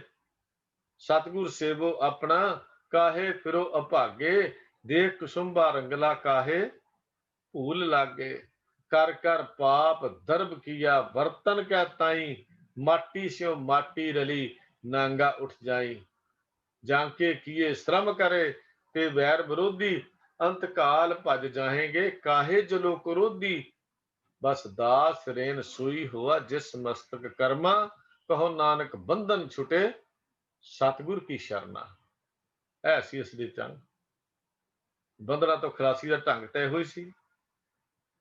पर तू की करदा है, जो जाने तू अपने काजै, संग ना चाले तेरो तसुआ। भी जिन्हों तू अपने कहना ना, किसी ने तेरे नाल नहीं जाना। देखो क्या कमाल दे बोल हैं। नांगो आया आयो नांग सदासी, फेर फिरो अरकाल ग्रसुआ। पेख पेख रेख सुंभ की लीला, राच माच तिन्हू लो हसवा। सीजत डोर दिनस अरैणी, जी को काज ना कीनो कछुआ। डोर तक कमजोर हो छिज रही है, तो काम किया ही कोई नहीं। क्या ले आया क्या पल्ले पाए, बिन नामे टूटा सब थाए। याद रख बई, बिन नाम तो बिना तो घाटा ही घाटा है। नाम तो बिना घाटा ही घाटा है। टूटा दर्द होता घाटा। लो जी, नाम तो बिना घाटा ही घाटा। लाहा मिले जा दे बुझाए। लाहा लाभ, लाभ तो बिना नाम तो छड़ के ही पांदे जगत विच हर थां ते घाटा ही घाटा है। भाव यह है कि जेड़ी मनुख नाम नूं विसार के जो भी धंधा करता है, वो खट्टी करी भी जाता है, पर वो खट्टी भी उदों आत्मक जीवन विचों दूर ही ले जाती है, फिर आत्मक जीवन के नेड़े नहीं करती। क्यों? अन काए रातड़िया, वाड़ दोहेली राम, पाप कमावदिया तेरा कोई ना बेली राम। घाटा ही घाटा है। जिन्हें नहीं किया वो भी साथ नहीं देना। तो सतगुरु जी कहते देखो, बिन नामे टूटा सब थाए। टूटा का अर्थ है घाटा, थां का अर्थ है हर थां। बिन नामे नाम तो बिना, नाम तो वांझे रहा, नाम तो खाली रहा, हर थां ते घाटा ही घाटा हुंदा है। फिर दुहरा दीए, मनुख जो प्रभु नूं विसार के जो भी धंधा करता है, किरत विरत करता है, वो परमेश्वर तो होर ही दूर लैके तुर जाती है। क्योंकि नाम विसार मन तन दुख पाया, माया मोह सब रूप कमाया। बिन नावे मन तन है कुष्टि, नरके वर्षा पाएदा। नरकै वासा पाएदा कुष्टि कोड़ी। गुरु पातशाह कहते ने घाटा ही घाटा। बिन नावे सब भरम दे, नित जग टोटा संसार। गुरु अमरदास महाराज का सुरठ राग में श्लोक है 12वें। बिन नावे सब भरम दे, नित जग टोटा संसार। मनमुख कर्म कमावने, होमे अंध गुबार। पर गुरमुख अमृत पीवना, नानक शब्द विचार। गुरु अमरदास महाराज के बचन, नाम तो बिना तो भटकना ही भटकना है, घाटा ही घाटा है। बिलाहा की है, पर गल याद रख भोलिया, तेन ये समझ नहीं। नाम तो बिना होर कम्मा धंधिया विच लग के की होएगा। दूजी कारे लग जन्म गवाया, बिन नावे सब विष पैजे खाइया। दूजी कारे लग जन्म गवाइया, बिन नावे सब विष पैजे खाइया। कहते तो जहर खा रहा तू नाम तो बिना, तो जो पा रहा है वो भी तो जहर है, जो खा रहा है वो भी तो जहर है। तो देखो आप जहर खानी है, खा ही रहे हैं। खानी की है, खा रहे हैं। किन्नी की याद साडे अंदर उस निरंकार दी है, असी तक कभी शुकराना भी नहीं कर सके। वो भोलिया साचा शब्द सलाह, सच समाइए। बिन सतगुर सेवे नाहे सुख निवास, फिर आई है। घाटा ही घाटा है। लाहा मिले जा दे बुझाए, वणज व्यापार वणजे व्यापारी। बिन नामे कैसी पत सारी, वणज ਵਪਾਰ। ਸਤਿਗੁਰ ਪਾਤਸ਼ਾਹ ਜੀ ਕਹਿੰਦੇ ਨੇ ਇਹ ਵਪਾਰੀ ਜੀਵ ਵਪਾਰੀ ਨਾਮ ਤੋਂ ਖਾਲੀ ਰਹਿ ਕੇ ਹੋਰ ਹੋਰ ਵਣਜ ਵਪਾਰ ਕਰੀ ਜਾਂਦਾ ਹੈ। ਵਣਜ ਵਪਾਰ ਵਣਜਾ ਵਪਾਰੀ, ਹੋਰ ਹੋਰ ਵਪਾਰ ਕਰੀ ਜਾਂਦਾ ਹੈ। ਤੇ ਸਤਿਗੁਰ ਕਹਿੰਦੇ ਬਿਨ ਨਾਮੇ ਕੈਸੀ ਪਤ ਸਾਰੀ, ਸਾਰੀ ਦਾ ਅਰਥ ਹੁੰਦਾ ਸ੍ਰੇਸ਼ਟ। ਤੈਨੂੰ ਸਮਝ ਆ ਕਿ ਪਰਮਾਤਮਾ ਦੀ ਹਜ਼ੂਰੀ ਵਿੱਚ ਤੇਰੀ ਫਿਰ ਚੰਗੀ ਪਤ ਨਹੀਂ ਬਣੇਗੀ, ਚੰਗੀ ਇੱਜ਼ਤ ਨਹੀਂ ਮਿਲੇਗੀ। ਪਰਮਾਤਮਾ ਦੀ ਹਜ਼ੂਰੀ ਵਿੱਚ ਤੈਨੂੰ ਚੰਗਾ ਮਾਨ ਨਹੀਂ ਮਿਲੇਗਾ, ਕਿਉਂਕਿ ਨਾਮ ਤੋਂ ਬਿਨਾਂ ਤੇਰਾ ਛੁਟਕਾਰਾ ਨਹੀਂ ਹੋਣਾ। ਤੇ ਜੇ ਨਾਮ ਤੋਂ ਬਿਨਾਂ ਛੁਟਕਾਰਾ ਨਹੀਂ ਹੈ ਤੇ ਫਿਰ ਤੂੰ ਲੱਗਾ ਕਿਹੜੇ ਪਾਸੇ ਹੈ? ਲੱਗਾ ਕਿਤਕ ਫਕੜੇ ਸਭ ਮੁਕਦੀ ਚੱਲੀ ਰਹਿਣ, ਫਿਰ ਤੂੰ ਦੂਜੇ ਪਾਸੇ ਕਿਉਂ ਤੁਰਿਆ ਹੋਇਆ? ਸਤਿਗੁਰ ਸੱਚੇ ਪਾਤਸ਼ਾਹ ਜੀ ਨੇ ਇਹ ਦੋ ਪੌੜੀਆਂ ਵਿੱਚ ਜੋ ਵਿਚਾਰ ਦਿੱਤੀ ਹੈ ਵੀ ਜਗਤ, ਇਹ ਸੰਸਾਰ ਆਪਾਂ ਜਰਾ ਝਾਤ ਮਾਰ ਕੇ ਦੇਖੀਏ, ਓਪਨ ਮਾਈਂਡ ਹੋ ਕੇ ਦੇਖੀਏ, ਹਰ ਕੋਈ ਧੰਦਿਆਂ ਵਿੱਚ ਤੇ ਵੈਰ ਵਿਰੋਧ 'ਚ ਹੀ ਫਸਿਆ ਹੋਇਆ ਹੈ।